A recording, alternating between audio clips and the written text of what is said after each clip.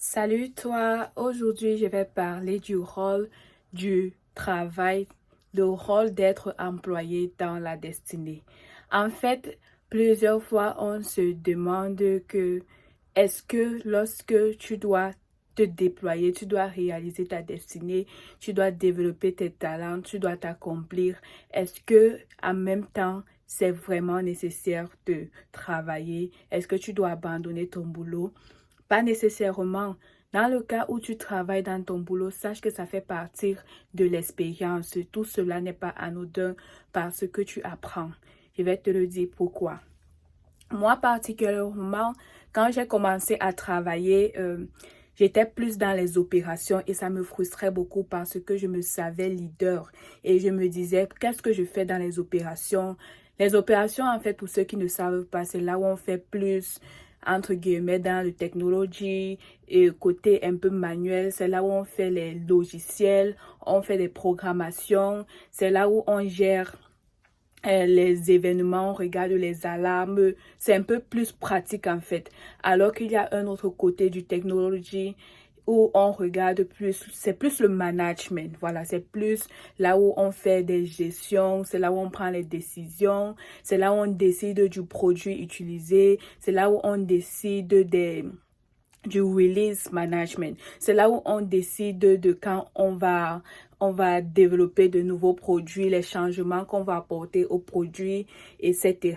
Bref, c'est le cœur en fait de l'entreprise, là où les décisions sont prises, là où les décisions se passent. Et moi, j'aspirais plus à ce côté-là et je n'étais pas trop à l'aise dans les opérations.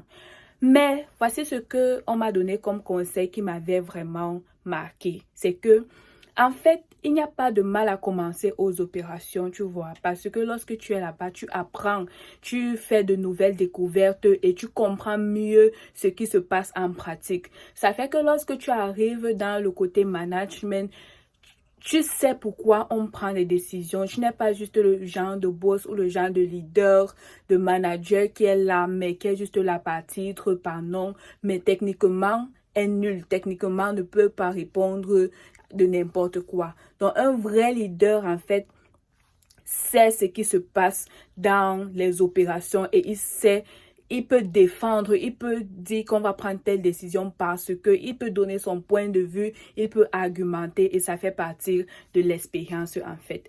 Donc c'est juste pour t'encourager et te dire que même si tu as des projets en parallèle, ce n'est pas mauvais de travailler parce que tu apprends, parce que en côtoyant même tes collègues, en fait, chaque jour, ça fait partie de ton expérience.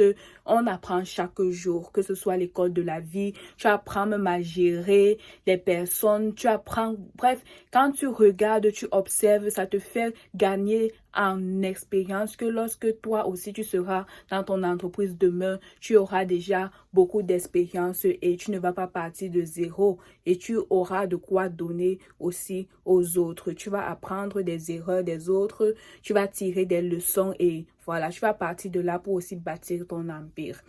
Et aussi, le fait de travailler, c'est aussi un test, vous voyez un peu, parce que en même temps, n'oublions pas que la destinée, c'est accomplir le but pour lequel Dieu t'a envoyé sur la terre. Et lorsque tu travailles en entreprise, en fait, il faut garder la mentalité que tu travailles là-bas, mais en fait, c'est pour Dieu que tu travailles.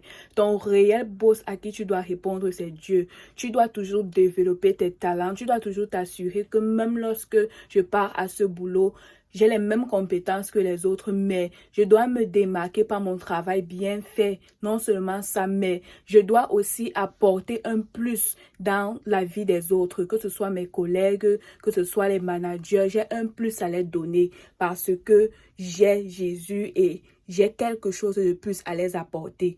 Donc, ne te vois pas juste comme une personne ordinaire. En plus d'être une personne ordinaire, tu es une personne extraordinaire parce que tu portes le surnaturel et tu as quelque chose de plus qu'ils n'ont pas à les apporter. Moi, par exemple, quand je vais au travail, j'ai la vie de Dieu en moi.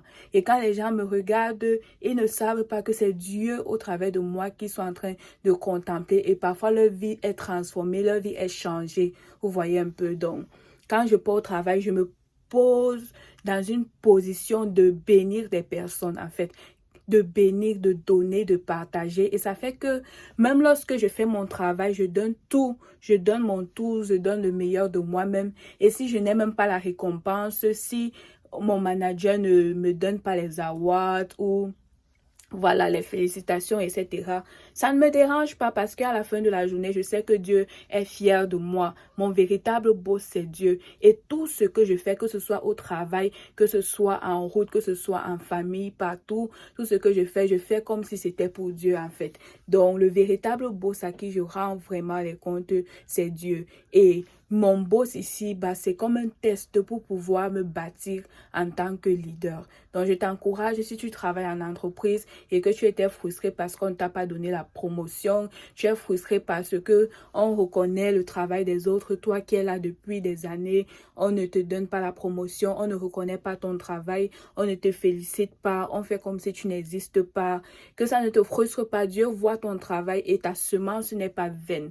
Ton bon travail que tu fais, Dieu va te récompenser. Je vais te donner 2 options. Parfois, tu désires la promotion, la reconnaissance au travail. Avec tout ton bon travail que tu fais, on ne reconnaît pas. Il y a une raison. La première raison, c'est que peut-être ce n'est pas encore le temps. Tu dois être juste patient. Et une autre raison peut être que Dieu a mis que c'est le terme à ton temps dans ce travail-là. Donc, tu n'étais pas là éternellement. Il faut déjà chercher d'autres options. Il faut chercher ailleurs. Il faut être ouvert, explorer d'autres horizons.